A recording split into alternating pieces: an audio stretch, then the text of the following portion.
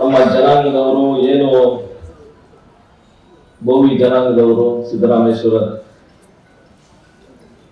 ಜಯಂತಿ ಏನು ಮಾಡ್ತಾ ಇದ್ದಾರೆ, ಇದರಲ್ಲಿ ನಾನು ಒಂದು 2-3 ವಿಚಾರಗಳು ಹೇಳಕ್ಕೆ ಇಷ್ಟಪಡ್ತೀನಿ. ಅದು ಡಿಸ್ಟ್ರಿಕ್ಟ್ ಅಡ್ಮಿನಿಸ್ಟ್ರೇಷನ್ ಅವರು ಮತ್ತೆ MLA ಸಾಹೇಬರು ಮತ್ತೆ ಗೌರ್ಮೆಂಟ್ ಅವರು ಸ್ವಲ್ಪ ಸಹಾಯ ಮಾಡಬೇಕಾಗುತ್ತೆ ನಮ್ಮ ಜನಾಂಗದವರಿಗೆ ಅಂತ ಹೇಳಕ್ ಇಷ್ಟಪಡ್ತೀನಿ. ನಾವು ಕಲ್ಲು ಕೆಲಸ, ಕೆರೆಗಳು ಕಟ್ಕೊಂಡು ನಾವು ಜೀವನ ಮಾಡ್ತಾ ಇದ್ದಿದ್ದು, ಅದನ್ನು ನೋಡಿ ಆಗಿಂದ ಮಹಾರಾಜರು, ಮೈಸೂರು ಮಹಾರಾಜರು ನಮ್ಮನ್ನ ಇವರು ಬಹಳ ಕಷ್ಟ ಜೀವಿಗಳು ಅಂತ ಹೇಳಿ ಶೆಡ್ಯೂಲ್ ಕ್ಯಾಸ್ಟ್ ಅಲ್ಲಿ ಸೇರಿಸ್ತಾರೆ ನಮ್ಮನ್ನು, ಪ್ರೀ ಇಂಡಿಪೆಂಡೆನ್ಸ್. ಅದನ್ನು ಒಂದ್ಸತಿ ಪಾರ್ಲಿಮೆಂಟ್ ಅಲ್ಲಿ ಹಿಂಗೆ ಮಾತಾಡ್ತಾ ಇರುವಾಗ ಮೈಸೂರು ಮಹಾರಾಜರು ಇವಾಗ ಏನು ನಮ್ಮ ಸಂಸದರಾಗಿದ್ರೆ ಯದುವೀರವರು ಅವ್ರಿಗೂ ಹೇಳ್ತಾ ಇದ್ರೆ, ಅವರು ನನಗಿದೆಲ್ಲ ಗೊತ್ತಿರ್ಲಿಲ್ಲ ಅಂತ ಹೇಳಿ ಮತ್ತೆ ಒಂದು 15-20 ದಿನ ಬಂದ ಮೇಲೆ ಅವರು ನಿಮ್ಮಿಂದ ನಮಗೆ ಬಹಳ ಅನುಕೂಲ ಆಯಿತು, ಆ ಕಾಲದಲ್ಲಿ ನೀವಿಲ್ಲ ಅಂದಿದ್ರೆ KRS ಡ್ಯಾಮ್ ಕಟ್ಟಕ್ ಆಗ್ತಾ ಇರ್ಲಿಲ್ಲ ಅಂತ ಏನೋ ಒಂದು ಯೋಚನೆ ಮಾಡಿ ಅವತ್ತು ಧನ್ಯವಾದಗಳು ಅಂತ ನನಗೆ ಹೇಳ್ತಾರೆ ಅವರು ಯದುವೀರವರು. ಎಲ್ಲ ಒಂದು ಕಡೆ ನಿಮ್ಮಿಂದ ನಮಗೆ ಸಹಾಯ ಆಯಿತು ಅಂತ ಹೇಳಿದಾಗ ಅವ್ರಿಗೂ ನಿಮ್ಮಿಂದಲೂ ನಮಗೂ ಬಹಳ ಸಹಾಯ ಆಗಿದೆ, ಈ ಹೆಸರು ಏನು ಬಂದಿದೆಯೋ ನಮಗೆ ಮಹಾರಾಜರಿಗೆ ಇದು ನಿಮ್ಮ ಜನಾಂಗದವ್ರದಿಂದ ಮತ್ತೆ ಅದಕ್ಕೆ ಏನು ನೀವು ಸಹಾಯ ಮಾಡಿದ್ರು ಆ ಕಾಲದಲ್ಲಿ ನಮಗೆ ಒಳ್ಳೆ ಇದಾಯ್ತು ಅಂತ ಹೇಳಿದಾಗ ಎಲ್ಲ ಒಂದು ಕಡೆ ಸಂತೋಷ ಆಯ್ತು.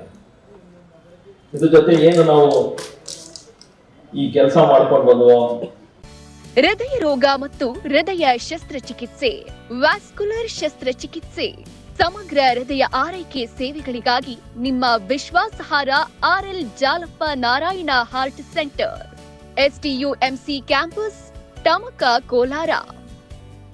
180030090309. ಕೆರೆ ಕಟ್ಟೆಗಳು ಕಟ್ಕೊಬಂದು ಮತ್ತೆ ಬಾವಿಗಳು ತೋಡ್ಕೊಂಡು ಇದು ಮಾಡ್ಕೊಂಡು ಬಂದಿದೀವೋ, ಕಲ್ಲು ಹೊಡೆದು ಬಂಡೆ ಮೇಲೆ ಕಲ್ಲು ಹೊಡ್ಕೊಂಡು ಬಂದಿದೀವೋ, ಇವೆಲ್ಲ ಮಾಡ್ತಾ ಇರುವಾಗ ಬರೀ ಬಿಸಿಲಲ್ಲಿ ಕಷ್ಟ ಮಾಡ್ಕೊಂಡು ಕೆಲಸಗಳು ಮಾಡ್ಕೊಂಡು ಬಂದಿದ್ದೀವಿ. ಎಲ್ಲೂ ನಮ್ಗೆ ನಮ್ಮ ಹಿರಿಯರಿಗೆ ವಿದ್ಯಾ ಮಾಡಿಸ್ಬೇಕು ನಮ್ಮ ಮಕ್ಕಳನ್ನೇ ಅಂತ ಇಲ್ಲ, ಎಲ್ಲಾರು ಬಂಡೆ ಕೆಲಸ ಮಾಡಿಸ್ಬೇಕು, ಮಠ ಕೆಲಸ ಮಾಡಿಸ್ಬೇಕು ಅಂತ ಇಂದ ಒಂದು ನಿಟ್ಟಿನಲ್ಲಿ ಬಂದಿದ್ದಾಗ ಅದಕ್ಕೆ ನಮಗೆ ಏನು ಶೈಕ್ಷಣಿಕವಾಗಿ ನಮ್ಮವರು ಬಹಳ ಕಡಿಮೆ, ಗೌರ್ಮೆಂಟ್ ಆಫೀಸರ್ಸ್ ಎಲ್ಲಾದ್ರೂ ಆಗಿ ಎಲ್ಲಾದ್ರೂ ಆಗಲಿ ಬಹಳ ಬೆಳವಣಿಗೆಯಲ್ಲಿದ್ದೀವಿ ನಾವು ಗೌರ್ಮೆಂಟ್ ಆಫೀಸ್ ಕೆಲಸಗಳಲ್ಲಿ. ಬಹಳ ಜನ ಬರೀ ಟೀಚರ್ಸ್ ಆಗಿ ಮತ್ತೆ PDOಗಳಾಗಿ ಈ ಮತ್ತೆ ಆ ಗ್ರೇಡ್ B, ಗ್ರೇಡ್ C ಅಂತಹ ಕೆಲಸದಲ್ಲಿ ಮಾತ್ರ ಇದ್ದಾರೆ. ಇದು ನಾವು ಏನು ಬಂಡೆ ಕೆಲಸ ಮಾಡಿಕೊಂಡು ಈ ಕಟ್ಟೆ ಕೆಲಸ ಮಾಡ್ಕೊಂಡು ಬರ್ತಾ ಇದ್ದವರು, ಎಲ್ಲೋ ಒಂದು ಕಡೆ ನಮ್ಮ ಜನಾಂಗದವರು ಮೊನ್ನೆನೋ ಒಂದ್ಸತಿ ಮಾತಾಡ್ತಾ ಇರುವಾಗ ಈ ನರಸಾಪುರ ಇಂಡಸ್ಟ್ರಿಯಲ್ ಏರಿಯಾ ಒಂದು ಕಡೆ ಇದ್ದಾಗ ಬಂಡೆ ಕೆಲಸ ಮಾಡ್ತಾ ಇರುವಾಗ ಏನೋ ಒಂದು ಇದು ಕೊಟ್ಟಿದ್ದಾರೆ, ಬ್ಲಾಕ್ಸ್ ಮಾಡಬೇಕು ಅಂದ್ಕೊಂಡಿದ್ದಾರೆ. ಅದರಲ್ಲಿ ರೆವಿನ್ಯೂ ಡಿಪಾರ್ಟ್ಮೆಂಟ್ ನೀವು ಸ್ವಲ್ಪ ಸಹಾಯ ಮಾಡಬೇಕಾಗುತ್ತೆ, ಮತ್ತೆ ಶಾಸಕರು ನೀವು ಎಲ್ಲೋ ಒಂದು ಕಡೆ ಯಾರು ಬ್ಲಾಕ್ಸ್ ಕೆಲಸ ಮಾಡ್ತಾ ಇದಾರ ಅವ್ರಿಗೆ ಕೊಡಬೇಕು ಅಂತ ಒಂದು ಒತ್ತಡ ಹಾಕ್ಬೇಕಾಗುತ್ತೆ ಅಂತ ಮೈನಿಂಗ್ ಡಿಪಾರ್ಟ್ಮೆಂಟು ಮತ್ತೆ ತಹಶೀಲ್ದಾರ್ ಅವ್ರಿಗೆ ಒಂದು ಸೂಚನೆ ಕೊಡಬೇಕು ಅಂತ ಹೇಳಕ್ ಇಷ್ಟಪಡ್ತೀನಿ. ಇದ್ರ ಜೊತೆ ಆ ಕೆಲಸಗಳು ಬಿಟ್ಟು ಮತ್ತೆ ಬೇರೆ ಬಂದಾಗ ನಮ್ಮ ಜನಾಂಗದವರು ಎಲ್ಲ ಮುನ್ಸಿಪಾಲಿಟಿಗಳಲ್ಲಿ ಪೌರ ಕಾರ್ಮಿಕರ ಕೆಲಸ ಮಾಡ್ತಾರೆ. ಸುಮಾರು ಒಂದು 75-80% ಅವರೇ. ಪೌರ ಕಾರ್ಮಿಕ ಆಚರಣೆ ಅವತ್ತು ನಡೀತಾ ಇರುವಾಗ ಅವತ್ತು ಹೇಳಿದೆ, ಎಲ್ಲೋ ಒಂದು ಕಡೆ ನಮ್ಮ ಜನಾಂಗದವರಿಗೆ ಸಹಾಯ ಮಾಡಬೇಕಾಗುತ್ತೆ ಗೌರ್ಮೆಂಟು ಅಂದಾಗ ಏನು ಅವರಿಗೆ ಪರ್ಮನೆಂಟ್ ಮಾಡಬೇಕಾಗುತ್ತೋ ಇಲ್ಲಾಂದ್ರೆ ಹೆಲ್ತ್ ಕ್ಯಾಂಪ್ಸ್ ಮಾಡಬೇಕಾಗುತ್ತೋ, ದಯವಿಟ್ಟು ನೀವು ಅದನ್ನ ಕಡೆ ಒತ್ತು ಕೊಡಬೇಕು ಅಂತ ಹೇಳಿದ್ವಿ. ಕಮಿಷನರ್ ಸಾಹೇಬರು ಇದ್ರು, ಅವತ್ತು ಕಮಿಷನರ್ ಸಾಹೇಬರು ಇದ್ಕೊಂಡು ಎಲ್ಲ ಮಾಡ್ತಾ ಇದೀವಿ ಅಂದಾಗ ನಾನು ಮೆಡಿಕಲ್ ಕಾಲೇಜ್ ಅವ್ರನ್ನ ಬೇಕಾದ್ರೆ ಟೈ ಅಪ್ ಮಾಡ್ಕೊಡ್ತೀನಿ. ಎಲ್ಲಾ ಕಡೆನೂ ಇರೋ 6 ಕ್ಷೇತ್ರದಲ್ಲಿ ತಾಲೂಕಲ್ಲಿ 2 ತಿಂಗಳಿಗೆ ಒಂದ್ಸತಿ ಹೆಲ್ತ್ ಚೆಕ್ಅಪ್ ಮಾಡಿಸಿ ಅವರು ಆರೋಗ್ಯವಾಗಿದ್ರೇನೆ ಸಿಟಿ ಸ್ವಚ್ಛವಾಗಿರೋದು ಅಂತ ಹೇಳಿದ್ದೆ. ಆ ನಿಟ್ಟಿನಲ್ಲಿ ಅವರು ಇವತ್ತವರೆಗೂ ಏನು ಮಾಡಿದಾರೋ ಗೊತ್ತಿಲ್ಲ, ಅದನ್ನು ಸ್ವಲ್ಪ ಒತ್ತಡ ಹಾಕ್ಬೇಕಾಗುತ್ತೆ ಅಂತ ಹೇಳಕ್ ಇಷ್ಟಪಡ್ತೀನಿ. ಮತ್ತೆ ಪೌರ ಕಾರ್ಮಿಕರಿಗೆ ಇನ್ನೂ ಒಂದಿದೆ, ಸೆಕೆಂಡ್ ಸ್ಯಾಟರ್ಡೆ ಮತ್ತೆ ಫೋರ್ತ್ ಸ್ಯಾಟರ್ಡೆ ಇಡೀ ನಮ್ಮ ಕರ್ನಾಟಕ ರಾಜ್ಯದಲ್ಲಿ ಅರ್ಧ ದಿನ ಕೆಲಸ ಮಾಡ್ತಾರೆ. ಆದ್ರೆ ನಮ್ಮ ಕೋಲಾರ ಟೌನ್ ಅಲ್ಲಿ ಫುಲ್ ಡೇ ಮಾಡಿಸ್ತಾರೆ ಕೆಲಸ. ಅದೊಂದು ಕಮಿಷನರ್ ಸಾಹೇಬರಿಗೆ ನೀವು ಒಂದ್ಸತಿ ಹೇಳ್ಬೇಕಾಗುತ್ತೆ. ಅದನ್ನ ಒಂದು ಮಾಡಿಕೊಟ್ರೆ ನಿಮ್ಗೆ ಬಹಳ ಆಭಾರಿಯಾಗಿರ್ತಾರೆ.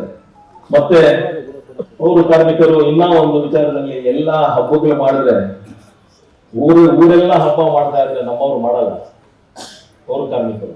ಯಾಕೆಂದ್ರೆ ಪಾಪ ಅವರು ಕ್ಲೀನ್ ಮಾಡ್ಬೇಕು ನಾಳೆ ಏನು ಎಂತ ಅಂತ ಆ ತಲೆಯಲ್ಲಿ ನಿಟ್ಟಿನಲ್ಲಿ ಕೆಲಸ ಮಾಡ್ತಾ ಇರ್ತಾರೆ.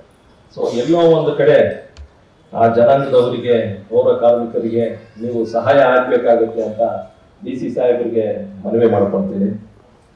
ಇದು ಬಿಟ್ಟು ವಿದ್ಯಾಭ್ಯಾಸದಲ್ಲಿ ಯಾವಾಗ ನಾವು ಹಿಂದೆ ಹೋದ್ರೆ ಅದಕ್ಕೆ ನಮಗೆ ಒಳ್ಳೆ ಕೆಲಸಗಳು ಸಿಗಲ್ಲ. ಗೌರ್ಮೆಂಟ್ ಕೆಲಸ ಅಥವಾ ಆಗಲಿ ಪ್ರೈವೇಟ್ ಕೆಲಸ. ದಯವಿಟ್ಟು ನಿಮಗೆ ಹೇಳ್ತಾ ಇದ್ದೀನಿ, ಒತ್ತು ಕೊಡಿ. ನಿಮ್ಮ ಮಕ್ಕಳಿಗೆ ವಿದ್ಯಾಭ್ಯಾಸ ಮಾಡಿಸ್ಬೇಕಾಗಿತ್ತು.